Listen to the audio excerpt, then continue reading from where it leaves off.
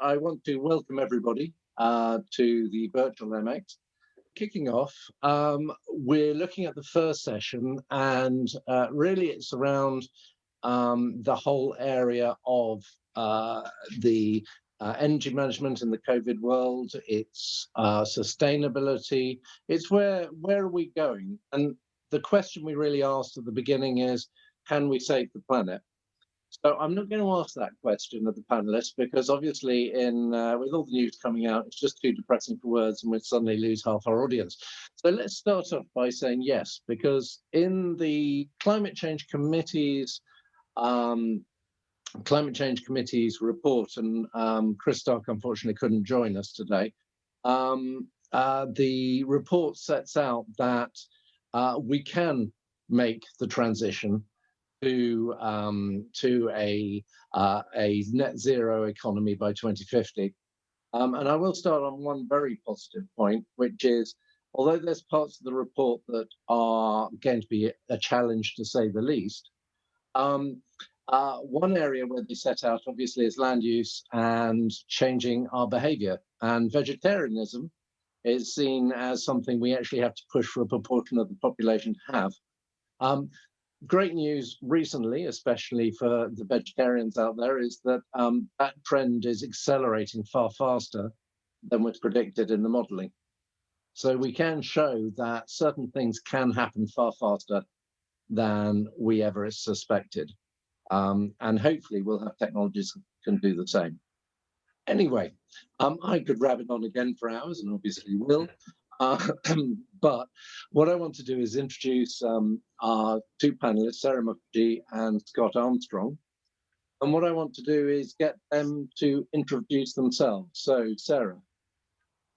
Hi, hello, Rupert. Hello, Scott. Hi, everyone. And thanks very much indeed for taking up some valuable time. I know we're all as Rupert said, spends a lot of time slumped in front of Zoom screens at the moment, but I think this is going to be fantastic. I'm really looking forward to the day and hearing all the speakers and their thoughts.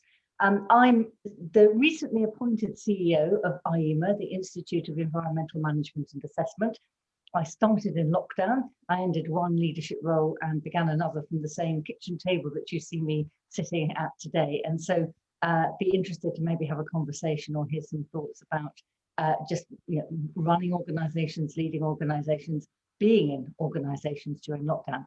But what I thought I'd start with very briefly, I won't kill you with this PowerPoint, but I've got a few slides just to tell you a little bit about us and how our members are dealing with the climate emergency and the journey to zero carbon.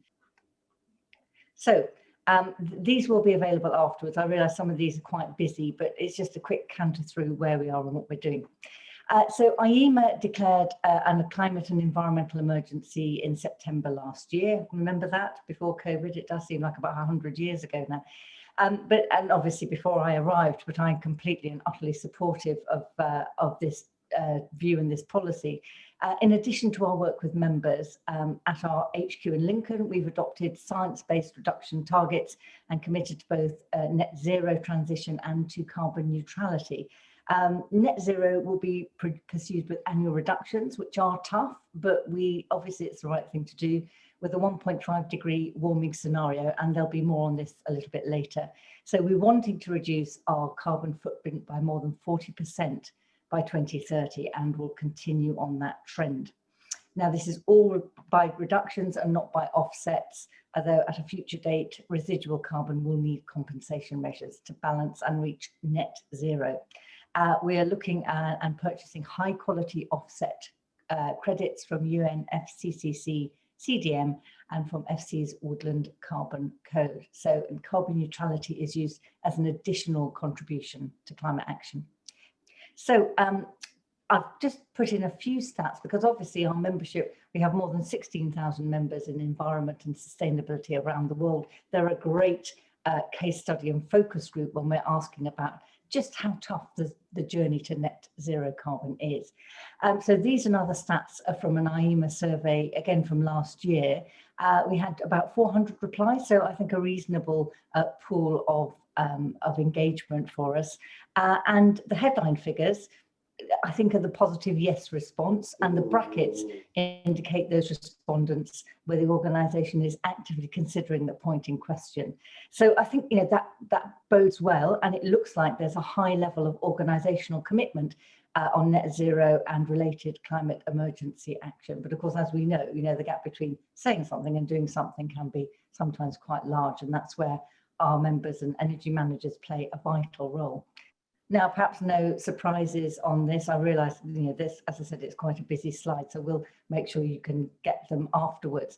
And perhaps the obvious barriers that you would expect, competing priorities in the organisation, lack of funding, lack of access to budget, and limitations on internal processes and decision making, for example, return on investment rules. And I think that's probably the same situation that many people are facing across their organisations.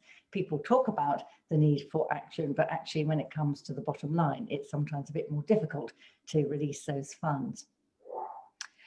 Now, I think it's notable that there's a range of standards and guidance in use, and I think this is the case in many areas of life. You know, I worked in the water industry after I left journalism, and it was the same thing. Lots of different reporting regulations, lots of ones that are asking for very similar metrics in slightly different ways, and it becomes very onerous.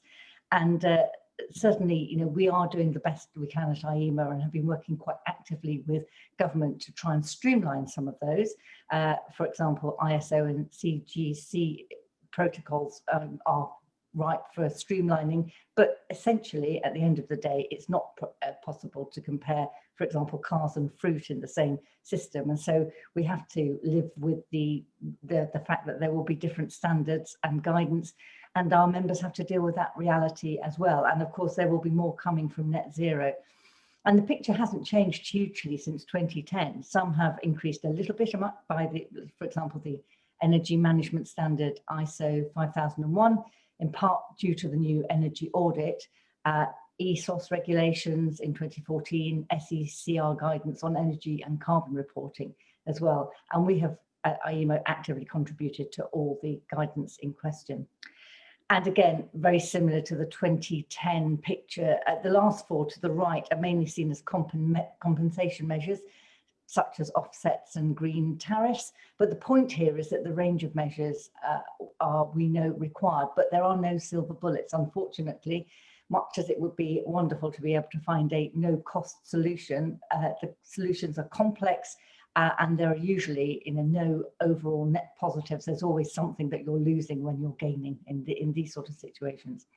IEMA has revised an update to its widely used GHG management hierarchy, which was first published in 2009, driving focus upon significant and at-source carbon emissions and avoiding the risk of jumping straight to a carbon offset solution. Now, this updated hierarchy and the briefing paper maintains this focus, but it also recognises that the climate emergency requires an escalation of action, although, as we've just discussed, you know, the delta between talking and doing sometimes can be quite large.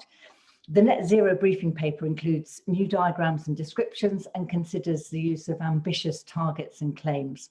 And that's informed by the direct practice review that we've been carrying out and a range of wider developments now underway, such as science-based targets and ISO standards. So this was the pledge to net zero was launched in January this year, and we helped set up with other listed partners, and we're delighted to work with such an auspicious group of partners. We have currently about 60 organisations who've committed their pledge to net zero, and that's about 60% of the environmental consulting industry in the UK. So we are delighted by that. So there are 3 commitments that everybody makes. Also, there's a table indicating the typical annual reductions that have to be made. IEMA has pledged to the most ambitious scenario of 1.5 degrees.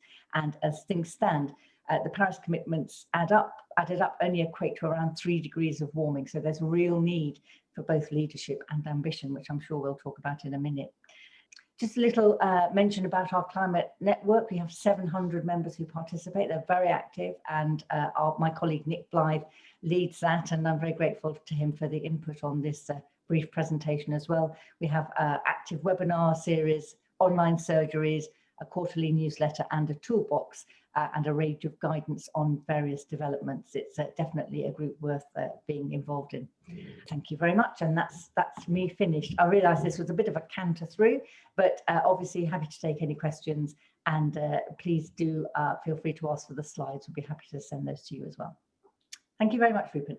Thank you, Sarah. So yes, as Sarah said, it'd be great to, if people want to put stuff on the chat, that's great, or the Q&A, I think, Chris, and we'll see if we can pull up and answer some of those as we're going on, if it, as long as they're pertinent to what we're talking about. Scott, passing over to you. You're obviously, I'm CEO of the Energy Managers Association, which I should have started off with, obviously, but Sarah's, have to give you the limelight there. So CEO of the Energy Managers Association, we have 1,700 members. If you want to become a member of the EMA, please do get in touch. It doesn't cost anything, but you have to give in the CV to show that you know something about energy management. So passing over to the chair of the Energy Managers Association, Scott. Thanks very much, Rupert. My name is Scott Armstrong. I, as Rupert says, took over as chair of the Energy Managers Association in January of this year. I've spent around about 28 years working in the energy and sustainability sectors. Initially for suppliers, then I went and onto the other side of the table, working for a number of consultancy businesses, and then the last 9 years I've spent working as head of energy and sustainability for Bourne Leisure Limited, who are the parent company of Butlins, Haven, and Warner Hotels, where over a course of about 8.5 years we managed to reduce the overall carbon emissions by about 43% across all of the 56 sites operating sites throughout the UK. Sadly, as badly hit as hospitality was this year through COVID, my role was actually made redundant at the end of this year. So I've reverted back to sitting on the consultancy side of the table, and I've set my own business up called Climate 360 Limited, and I've been working with a number of clients over the course of the last couple of months, getting them to focus on how they could become more sustainable in all parts of their operation. I'm pretty much hands-on. I love getting out and about, getting to see how businesses operate, getting under the skin of those businesses, understanding exactly how they use their energy, looking to support them in terms of becoming more efficient in terms of their energy use, and also linking that to the culture of organizations as well. So I think that's massively important. And one of the things that I learned at Bourne, just to finish off here, is that top-down approaches, telling people what to do and the right thing to do, really only goes so far. The reality that we're trying to get in across businesses, that it's something which everybody believes in. Being sustainable is part of everybody's role in business, whatever business that you operate in, and therefore it should be driven from beneath rather than a top-down approach. And therefore, I think sustainability and culture go absolutely hand in hand. And that's something I'm incredibly passionate about. Obviously, Sarah's IEMA is the sort of sister organisation for sustainability, and let's kick off on that. We often, at the energy managers, sort of find that people are scared of listing themselves as an energy manager. I was talking to the head of an FM company who deal with all the energy usage of their clients, yet he didn't see himself as an energy manager. He wanted to be seen as a sustainability manager. Sarah, what do you think the crossover is? Yeah, yes, I mean, it's interesting, isn't it? And I think that Scott's point about how sustainability has to be embedded throughout organisations, and it's no longer just something that starts at the board and kind of peters out the further and wider you get into an organisation, is absolutely right. It's, I mean, certainly I've talked to some of our members for whom they're having to really think about their roles in terms of the organisations who have gone on that journey. So they started as environment and sustainability managers, you know, trying to bang the drum and say we've got to actually get with the programme on this. And now the organisation has said, absolutely right, we do. And so the manager now thinking, well, okay, so what's my role now? Because in fact, that for so long I was having to make the case. The case has now been made. We've got sustainability and environment really embedded through our systems and processes.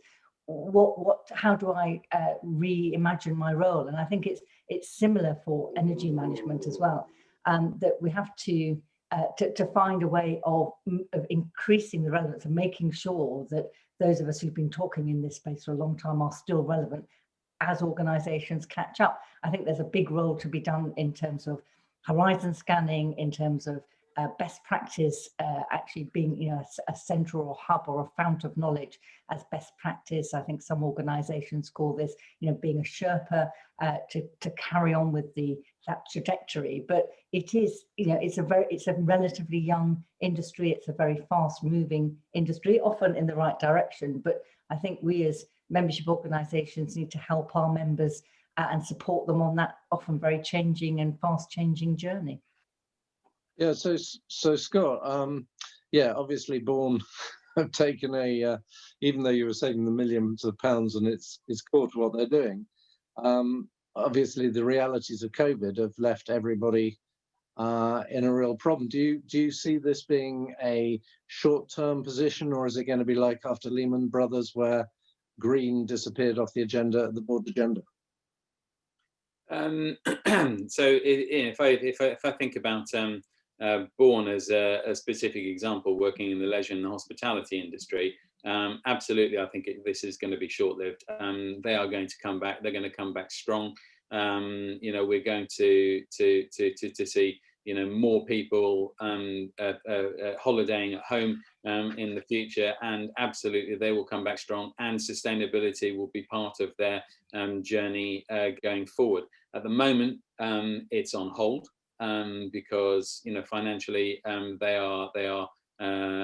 been hit, you know, hugely hard, as have every single business out there. I mean, some businesses are struggling to survive at the moment. So for them, in survival mode, energy management and sustainability really kind of, and investment in those areas really kind of is being pushed back on the capex rounds, perhaps until 2022, 2023.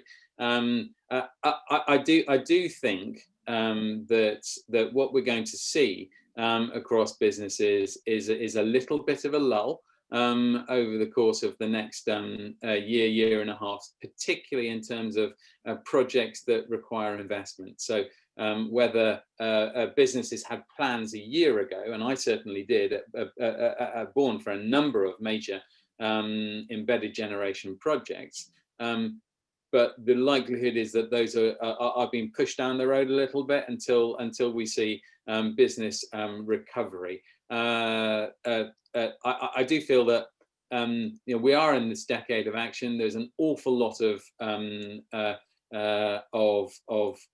drive happening within organisations.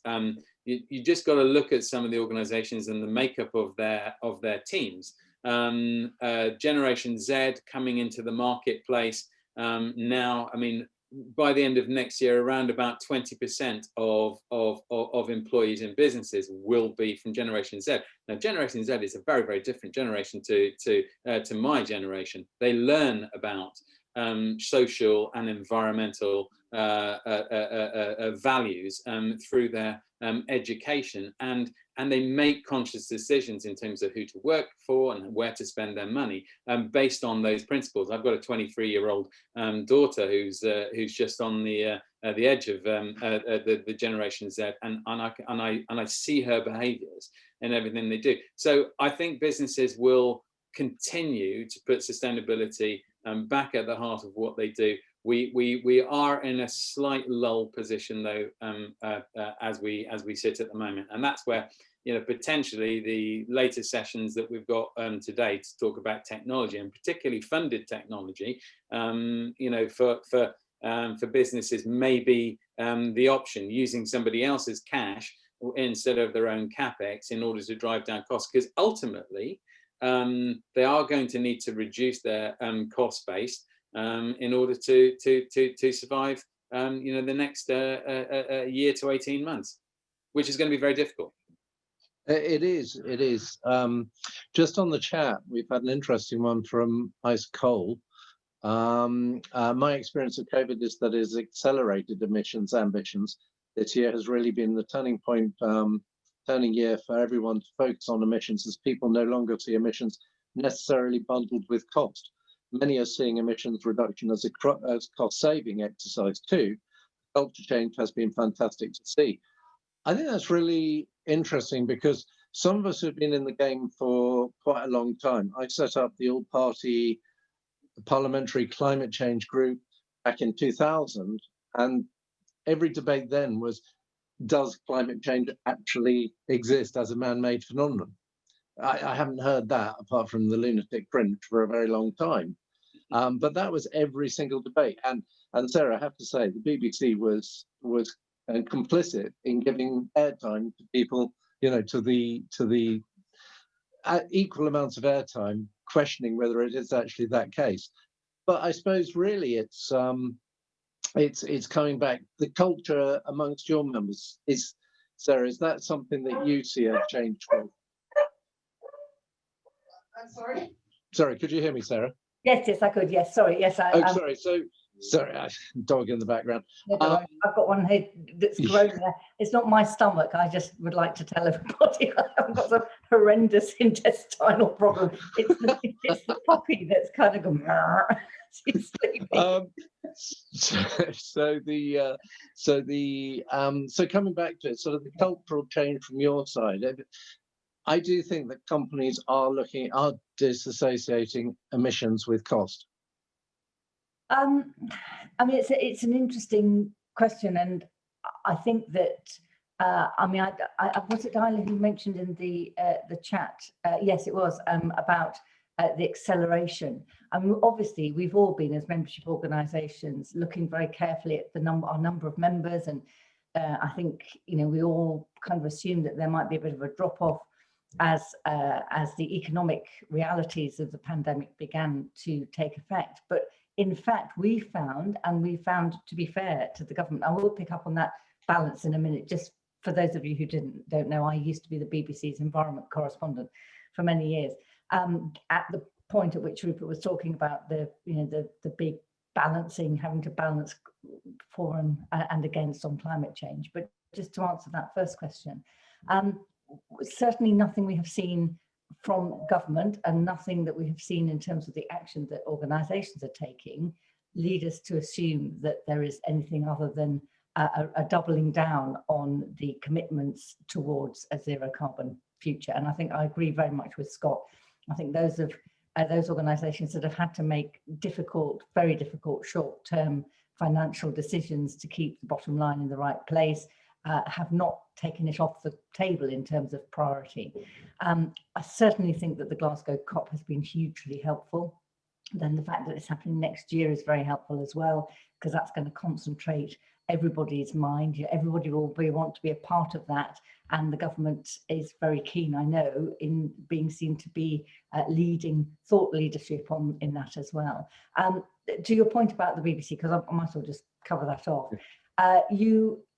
Yes, you make a good point, and I think the BBC, certainly as a correspondent, I felt myself sometimes quite constrained by a kind of double whammy, because first of all, there was a need for balance. That it's a BBC mandated need for balance, and I think overall that is a good thing, because you want to make sure that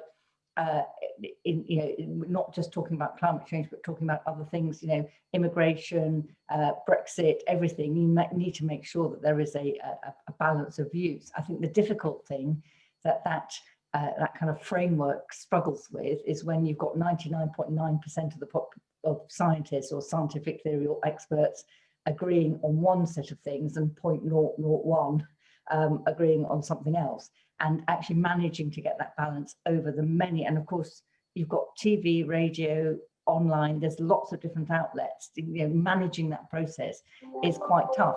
But also it was difficult. I remember being very frustrated by trying to find an articulate, clear narrative where science, you'd have a hurricane, and you'd say, okay, to scientists, can you say that hurricane is because of man-made climate change? And they go, no, not really. And it is those sort of events that will concentrate people's minds. Climate change is a really difficult subject to do as a journalist, because there was, when we started, a 30-year lead time. Of course, it's scarily a lot less now. And despite talking about it, often you do not see the impact, certainly in countries like ours, as quickly as you might do. And when it does happen, it's a slow accretion of problems rather than an immediate, goodness gracious. People get used to things, and by the time those things have happened, people have moved on to another bit of the story. So it is a really difficult one to articulate that urgency through journalism. I sometimes think that journalism isn't the right way of actually getting this story across. But having said that, I mean, look now where we are, as you quite rightly say, compared to 10 years ago, nobody says, apart from, as you said, a fringe, nobody says climate change isn't happening now. No. Going over to you, Scott, I suppose the financial imperatives, I've been interested to see how, especially with refinancing and issues that companies are facing going down the line, would you say that climate change is being built into the system, such as insurance or financing? Sorry, could you? So I had something come up on the screen then, and you went. So the point I'm making is that a lot of companies are going to be going to the banks at the moment, and I suppose what I've been hearing is that climate change is a major issue for the banks and the insurance companies. So that if you want money, you actually have to prove you've got climate change credentials. Yeah. So I've been doing a bit of work recently for an organisation who is going through a refinancing exercise, and the environmental sustainability piece was an incredibly important part of the due diligence of the financiers involved. We're seeing that. I mean, that's reality at the moment. You also pick up the work that BlackRock are doing, for instance, in terms of their investments and making sure that they are applying ESG criteria to their investments of the future. So I think businesses who are seeking external finances will have to prove that they are effective in terms of their own sustainability journeys. So absolutely, I think that is happening. Certainly, in the experience that I've been working on recently with an organisation on their refinancing, it was a big part of the process. Yeah, so in the chat, Caroline Holman has said that understanding the psychology and whether we should be actually teaching the psychology in the curriculum, not just to schools, but going to boards and actually giving them this basis. So what would you say to that, Sarah? I was, funny enough, I was just answering that on the chat as I was listening to Scott. I think this is really interesting and really germane. I mean, certainly we are at IEMA developing what we're calling a how-to series for our members, which support all that kind of personal professional development. And one of the things we're looking at is a storytelling workshop. And it's not actually gathering your colleagues around a campfire and telling them ghost stories. It's about being able to articulate clearly a narrative. I mean, I think sometimes in our joint sectors, energy, environment, sustainability, I think we have got a lot of very, very qualified members who come from science-based backgrounds. And sometimes they come up against humanities graduates who are leading departments or in the C-suite roles, who are much more used to this kind of, the balance of evidence and arguing a case, whereas scientists quite rightly look at the evidence and they say, well, obviously it's obvious, this is where the data leads us.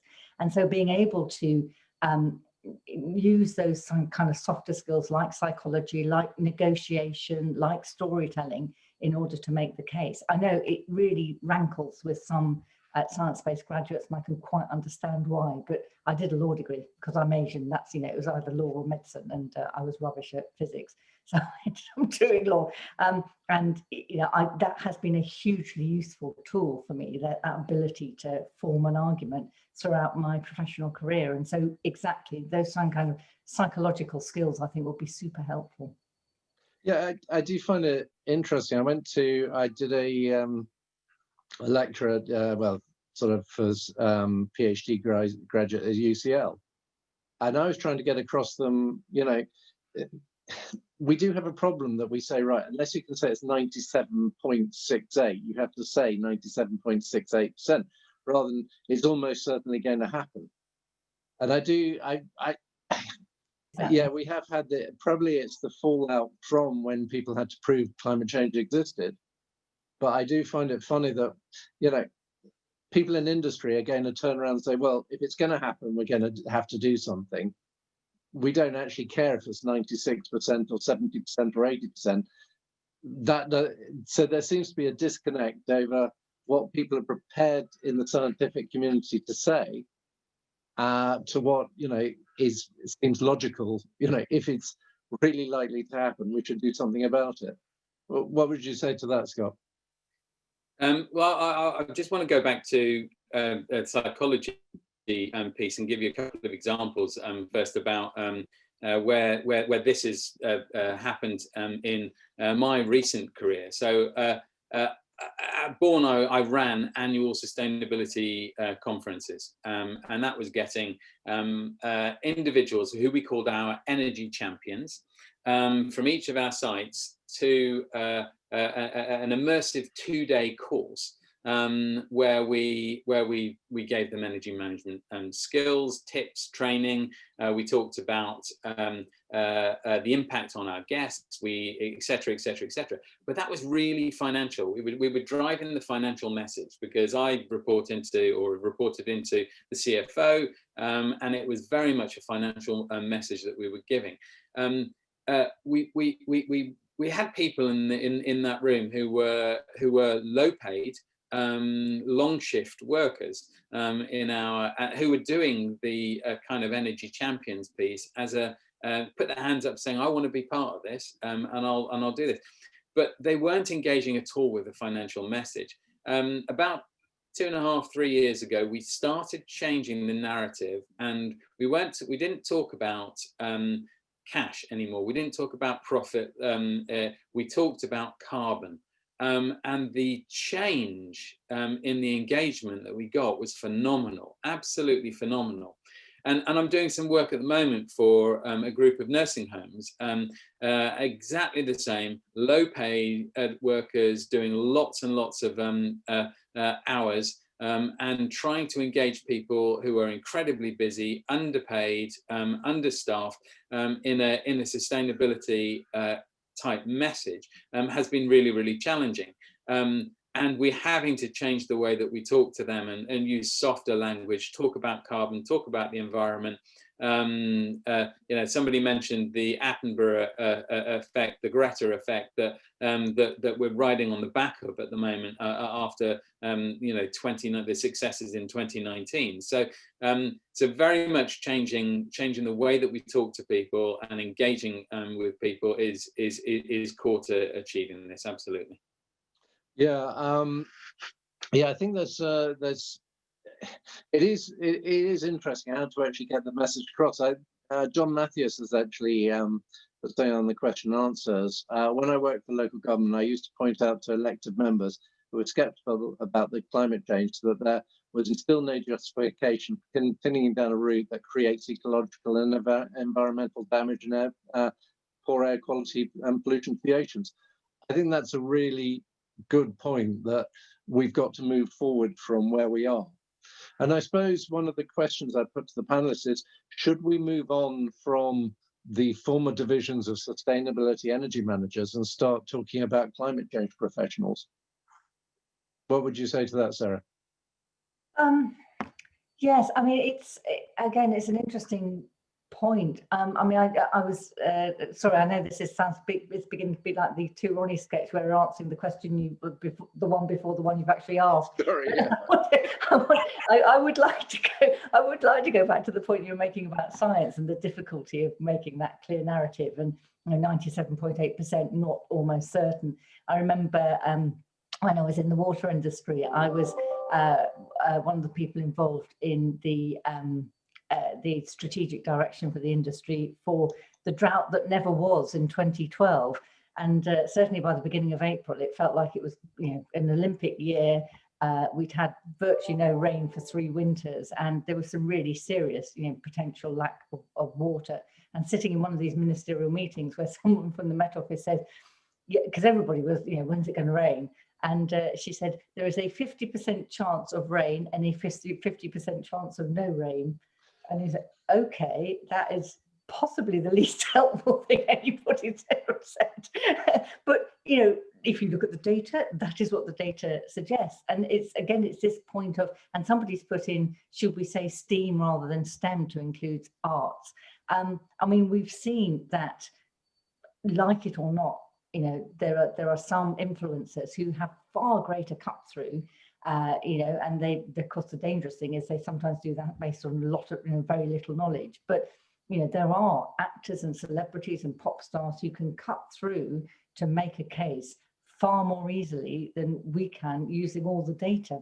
And I do wonder whether, you always have to be quite careful when you're using ambassadors to make sure that they've got all the information and they've got a very clear sense of what you're trying to get to. But it is true that arts and culture will appeal kind of viscerally to people that in a way that a spreadsheet full of data just can't. Scott, to fill this, we're now looking at courses on climate change action plans and climate change, fundamentals for people to do this. I know I've got you writing one at the moment. Do you see that companies are going to say, right, we need, instead of saying that somebody has to have certain skill set, they're going to actually start employing a climate change individual? Yeah, I mean, we've had a lot of these discussions over the years between us, Rupert, that for a long time I've felt that the role of an energy manager is becoming wider, and it is energy management, reducing consumption, saving carbon. It goes hand in hand with the sustainability drivers of businesses. And we find that a lot of our energy managers are moving across, not moving across the sustainability, but broadening the range of the work that they do to include sustainability. And I think the commercial reality of the situation is that over the course of the next year to 18 months, those energy managers that are in positions will have a broadened role enforced on them by businesses. They're going to want to achieve more with fewer people. So there is a drive for a greater sustainability element of their role to be included with their energy management role. So I think yes, sustainability is going to energy managers are going to be driven towards sustainability going forward. Climate change professionals, I love the title. Prince Charles just recently was talking about chief sustainability officers in organisations, and again, I think that is very much what we would like to see. I think we're seeing a move away from CSR more to ESG at the moment, and ESG is more kind of sustainability than the kind of energy manager role beforehand. So I think there's a move for energy managers to take on more and to do more and affect more within the business. Interestingly, that it's all about business excellence, isn't it? It's all about reducing costs, becoming more efficient, and that's what our energy managers do. That's what sustainability is. So there's a natural move there as well, I think, in terms of transferable skills between one area and another. Yeah, so Sarah, I'm going to do what you did, is go back a couple of questions, because I was working as part of the coalition with the DEFRA team with the wettest drought on record, and basically we needed 200% of normal rainfall, or we were in really serious trouble. And then immediately we had 210% of normal rainfall, and everybody says that's fine. And yet, if we'd had 210% on top of a normal rainfall, flooding would have been biblical. Yeah. And I think people are very easily turn around and say it's not an issue. Personally, I think water is going to be one of the things that we're not taking seriously. But every single area of the country is going to be water stressed in the next 10 to 15 years. Yeah, sorry. Yeah, I completely agree. And I'm sure you found, as you're involved in that as well. And, it was scary Mary stuff about March that year that we really did. And I talked to one water engineer who said, do you know what, I'm not quite sure what the aquifer is doing now because it's so low, the water's so low. I'm not sure what the physics are of the turbidity and everything. And I think, okay, that's not good. When we've got millions of people coming to the country, and celebrating all sorts of things. I mean, there was jubilees and weddings and Olympics and everything else. And you're right. I mean, I think it's the trouble. I mean, part of the trouble is that you have a really limited amount of time to kind of hook ministerial attention in those sort of things. And I'm sure you found the ministerial kind of sine curve of attention where, it's not a problem, or it is a problem. Then you start getting the junior ministers and you think, okay, the proverbial is beginning to hit the fan. And then the Secretary of State turns up to the meeting and say, okay, so now people are taking it seriously. And then you get shouted at by number 10 on the phone for 18 hours. And then, okay, that's a real problem. And then the rain comes and it all kind of drifts down the other side again. And that's quite understandable, because if you're the Secretary of State with 3,000 things on your agenda, you can only have time to look at, do a laser beam on the thing that is the most important and the most critical. And I'm not quite sure what the solution is in order to make sure that you don't have this issue again. I mean, pandemics, I know those of us who've worked with the Cabinet Office and with government, I mean, it's no big secret, the pandemics have been for many years atop of the potential critical infrastructure risks. But it's very difficult until you're in one to actually be able to put the money and the resources and the bandwidth into supporting getting out of that critical juncture, because there's not enough bandwidth and there's never enough money and there's never enough time for anything. So you just have to do what you can at the time on whatever is top of the agenda. So Scott, is it the same with companies on the issue of water? Sorry, is it the same with the same issue? If we're fine this year, we don't have to think about it next year on water. I think water is the one area that people are not really concentrating that much on. Energy, is absolutely top of focus.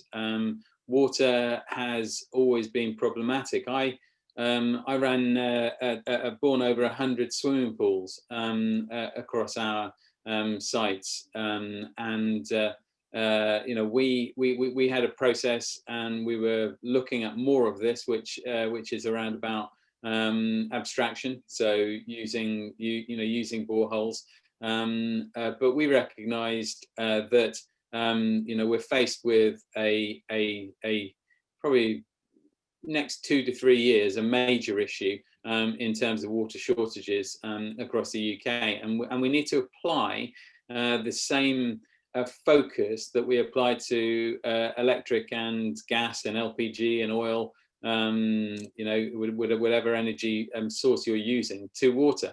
Otherwise, you know, we're all going to find shortages in our areas. The irony, going back to 2012, it was my first year at Bourne, and I jumped on this in my first season there. And I'd sent out lots of posters engaging our guests and our team about saving water and everything. And then it started raining, and I think 25 days later it was still raining, and it hadn't stopped. And my board just wet themselves laughing at me. So. Oh yes, yes. I remember I was on. I was in Jeremy Vine, the Radio 2 friend Jeremy Vine, for once a week in March, because obviously we had a big coordinated response from all those water companies that were under threat of restrictions, and then even further restrictions, saying exactly as you said, Rupert. Oh, it's going to have to rain twice as much as it ever normally does. It's going to have to bucket down for 8 weeks. And hey, yes, that is exactly what happened. In fact, I remember one of those ministerial meetings I was talking about, somebody got up to ask a question about what are we going to do, because at some we realised that it has an effect on things like energy, because water-cooled power stations can't run if the rivers are too low, for example. That's scary stuff. And someone was asking a question about that, and we were in a room in Westminster, and there was a kind of crack of thunder as he just put his finger up, highlighted by the lightning,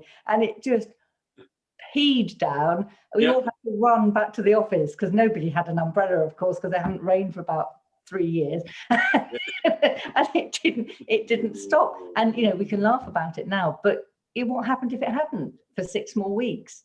And there are some people who say, do you know what, in the industry, very quietly, who say, do you know what, that might not have been a bad thing, because that really would begin to highlight the need to store more water when we all know hotter, drier summers, warmer, wetter winters. We need to store the water when it comes, and we need to make sure that we are storing it in a way that supports ecosystems, that supports, the slow water stuff that South West Water are doing, where they're reblocking grips to make sure that the water stays in the moorland and then slowly filters down. It's not always just a big concrete solution. You can manage nature to support these objectives, but it takes time, it takes community support as well, and it takes money. Unfortunately, it takes a lot of capital investment.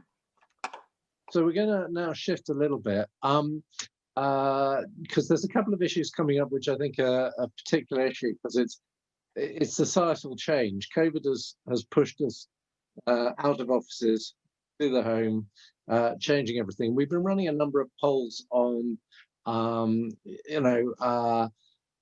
should people, should companies pay the electricity bill?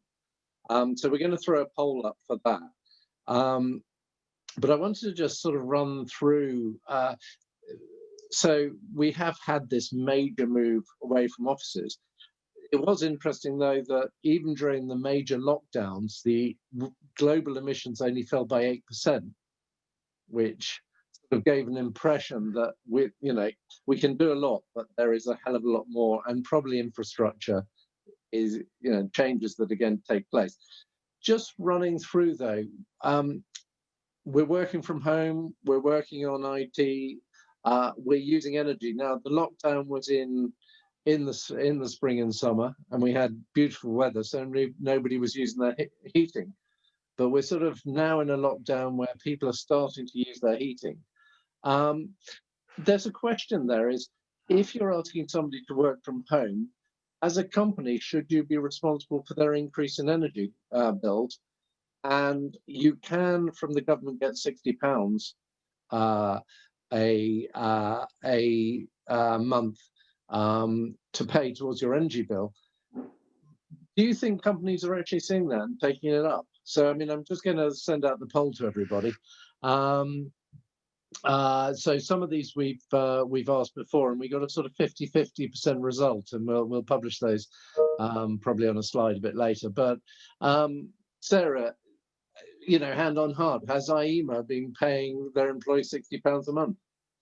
Not 60, but we have been paying a reasonable percentage of that to our employees, because not to pay the bill, but as a contribution towards paying the bill, because we recognise that, especially in what are quite tough economic times, that we should, you know, we're not heating and lighting the office as much as we have been, and so we should be supporting our employees rather to with their energy bills at home.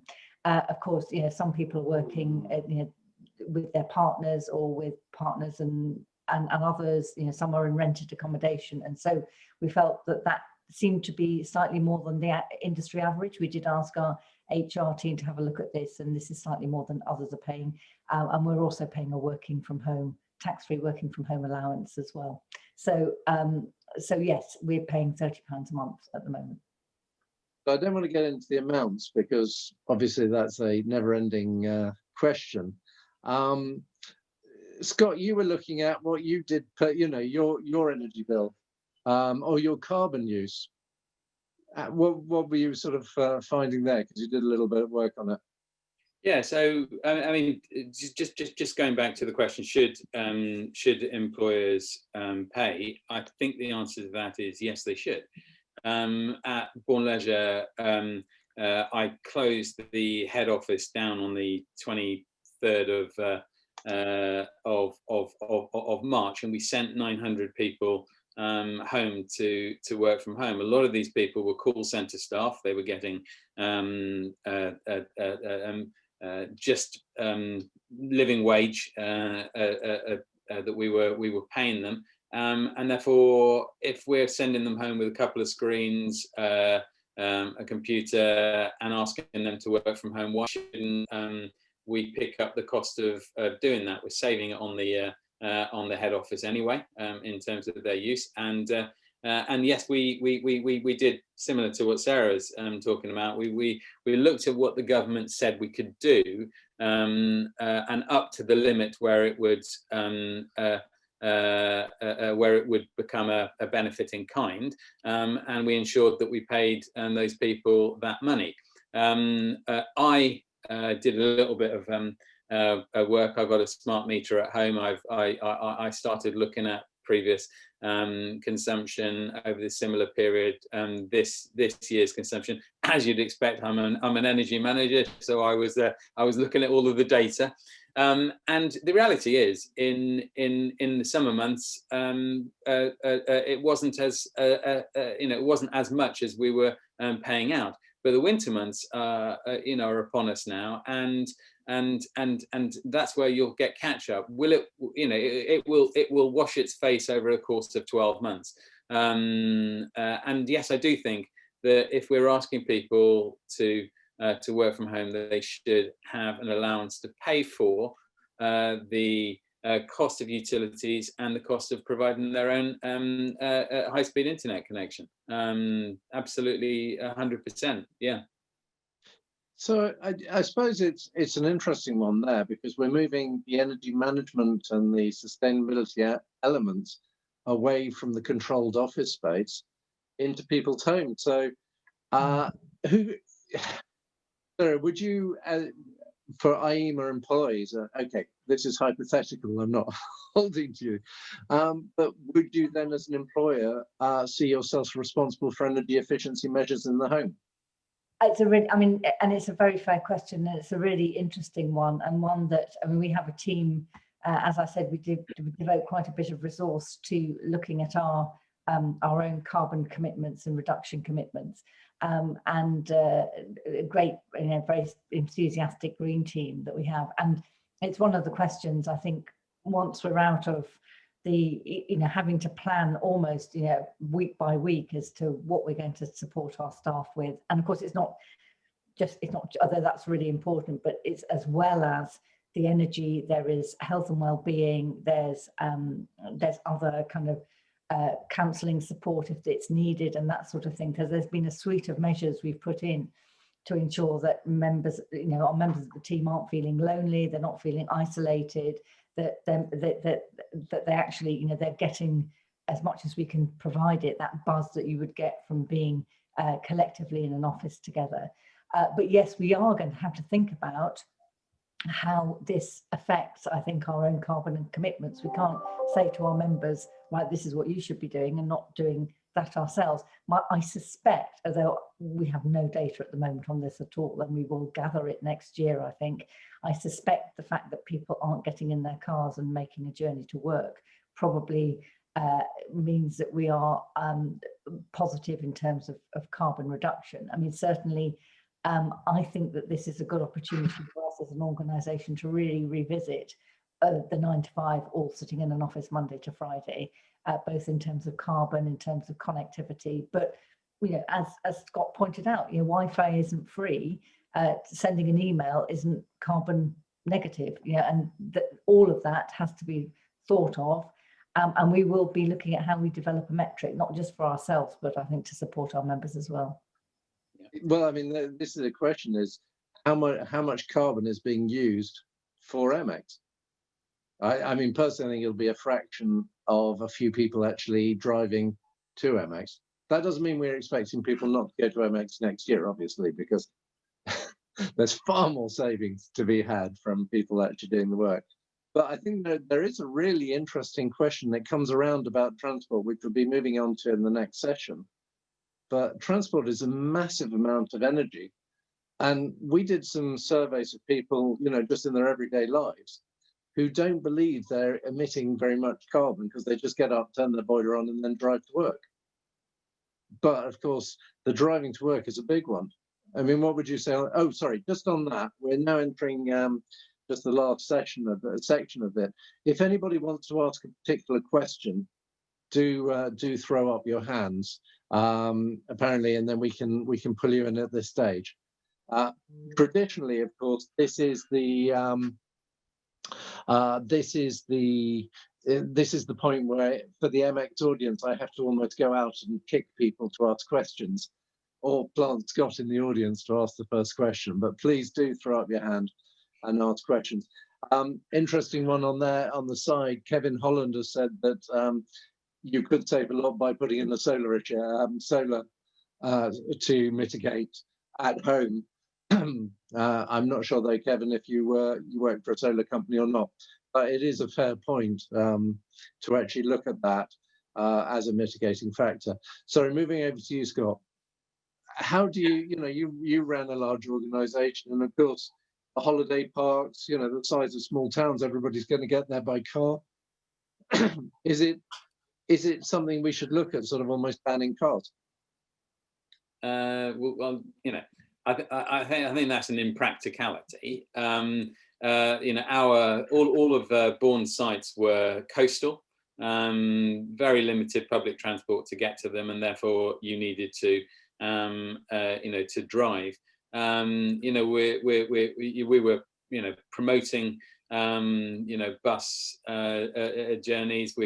We've got local buses that visit the parks, that take them to local towns if you want a day out at a local town to explore, and all of that kind of thing, because we're trying to keep we were trying to look at how we kept transport costs down. But I think over the course of the next few years, and we did a piece of work, and around 40% of our guests who visited our sites used a company car to come on holiday to one of our sites. So with the drive towards cleaner vehicles through company car taxation, and particularly the zero benefiting kind for all electric vehicles, our assumptions are that we're going to see significantly more of the born guests travel to park using electric vehicles over the course of the next few years. Now, obviously, the government have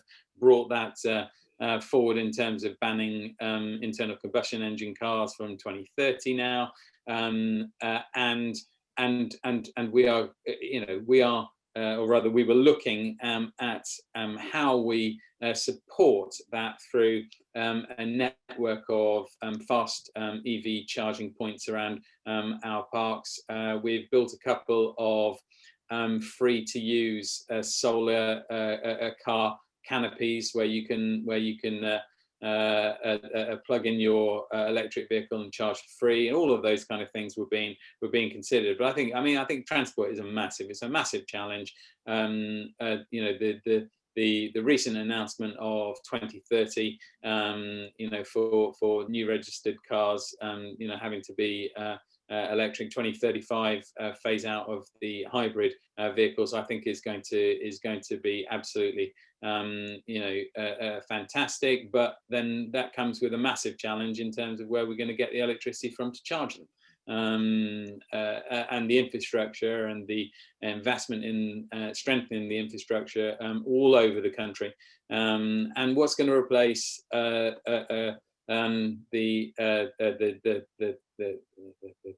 decommissioned nuclear, the old fleet of nuclears, what's going to replace gas CCGTs. It's just I think it's a massive challenge. We need a proper thought through strategy from the government in terms of how we're going to achieve it. I think it's fantastic that they've put their money where their mouth is, and they've said, look, we are going to be bringing forward this to 2030. But I think we need to see the other part of that in terms of what that means in terms of infrastructure. Yeah, interesting that 2 points that are coming out is there's a quarter less driving licenses being issued than there were 10 years ago. And I think younger people definitely are moving away from cars. And I've just bought an electric bike. So I've got an electric car, I've now got an electric bike. Yes, you can see the smugness just emanating off me. But I mean, the difference is with an electric bike is it's transport, not an exercise option. So I can go in my suit, and I go into Westminster and I sail past the lycra-clad warriors without really breaking a sweat. But I've noticed that there has been so many changes to the road network. Do not try and get into central London in a car. One, it'll cost you a fortune. But two, even with a lockdown, people can't get through in the choke points. I think central towns are going to be almost impossible for cars quite soon. And then I see all these scooters coming past, the electric ones people stand on, which I think are incredibly dangerous. But I can see there being a transition to those being a major form of transport within 5 years' time. They'll need different things. So it is an interesting shift. What would you say to that, Sarah? Yes, it is. And I was just thinking, you're right. I mean, our office is in Lincoln now, although I think we're moving gradually towards a more virtual office. I wonder whether an office, as in bricks and mortar, where everybody rocks up 5 days a week, is going to be as redundant as the typewriter is in a modern office before too long. And we'll all be looking at much more flexible ways of, having a shared communal space where you book time and space or something like that. I know some companies are moving towards that already. But when I was working in London, not a lycra warrior. I was never fast enough to be a lycra warrior, but pedaling along on my little Brompton. And when I first started it, I was terrified. I thought, my goodness, cycling in London, what am I doing? I'm insane. But I wanted to, not use taxis and reduce the carbon impact, and also get a bit of exercise in. Things like the Parliament Square, which I'm sure you know very well, Rupert. There's now a proper cycle path that goes kind of counterclockwise to the Parliament Square roundabout, which makes your life an awful lot easier. There are lots of, I'll have to say, it's been really well thought through. There are lots of ways from train station to train station and from the various termini, which are, some of them are a little bit hairy at times, but on the whole, pretty pleasant. And you're right, that part of, all you need is that critical mass in order to move yourself, to completely change that. I think we've seen that in home working since lockdown, and I think we will see that in terms of transport and cities as well. Yeah, I mean, we've had Rosemary Horry came in saying, there is an issue about rural transport. And of course, I've got a house in Northumberland in the middle of nowhere. You're not going to be able to cycle, and the roads are incredibly dangerous for cyclists there. So, and for elderly people in rural areas, there's going to have to be a mix and match solution, I suppose, towards that. Yeah, and Simon Yend has said, yeah, the scooters are illegal. Yeah, I haven't seen the police pull anybody over for that for some time, just because there's so many. So yeah, it is although they are incredible, they don't seem to stop at red lights, but that's a different issue altogether. So we're now coming up to, we're going to be moving on to the next session in a couple of minutes. We've gone through a lot of broad brush sort of fireside chat approaches, and I'm sorry if I haven't missed out on some of the issues that a lot of people are very interested in. But Sarah, year forward, what's going to be your priorities? What would you like to see?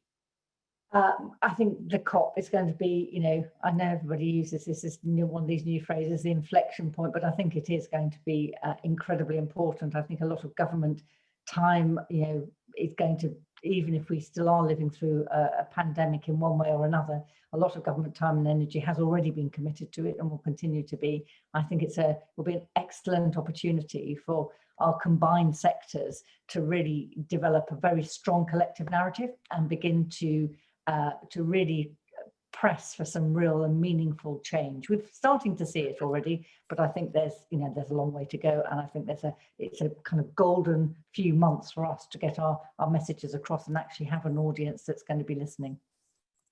Scott, you're on mute. I'm not pressing anyway. No, it's great. You got caught as well. Sarah hasn't been caught, but you've been caught. There you go. And I think in a year's time, what I'd like to hope that we're going to see is cautious recovery. People coming, back out of the survival mode, moving into growth mode, and having sustainability and all kind of environmental compliance as part of a recovery strategy. And it's our jobs, whether it's Energy Managers Association, IEMA, or any other expert out there, to support the businesses to do so. Simon has just put a question on the Q&A, talking about there's a lot of noise out there at the moment. It's all very well good talking about the high level stuff, but what does this actually mean to organizations? And I think that's the biggest challenge that we've got, is how do we support organizations to get through all of the noise that is out there. I've looked at some of the other things people are talking about. We're presenting a doom and gloom position. I hope we're not. I hope what we're actually presenting today is a realistic position. I am optimistic about the future. I am optimistic that we will come out of the back end of COVID, that the green recovery is going to be real, but how do we support businesses in terms of achieving that? I think that's our challenge, and that's what I'd like to see happen anyway. Just because we've got 1 minute left, Patrick Doyle has a question. He's the only person who's come forward out of the hundreds and hundreds of people we've got on. So can we bring Patrick on? So ask your question. Yeah, basically I was saying that there's a lot of finance out there for energy reduction projects and for companies and public sector to reduce their carbon footprint. I'm seeing there's a lot of SME private companies that want to reduce their impact, but actually don't have the cash or capital to do so, and the finance that's there for them to do so is actually quite high interest, it's quite expensive. And essentially, does anybody think that there can be more support provided for private sector companies, not just public sector companies? I also see Alexandra there, and I did actually reference ETL in my question because they have a zero carbon framework coming out too. But again, that's supporting public sector. So Patrick, I think finance is something we didn't cover in the first issue, and I know it is key, and it's the killer for so many projects. Alexandra, you're going to be talking about that a bit later, but I think it's something that the EMA, IEMA, and other organisations really need to go and talk to government and finance institutions about. The one good thing is I have noticed that green finance is becoming to the fore, and a lot of organisations are starting to take it seriously. Would you say that's the case, Sarah?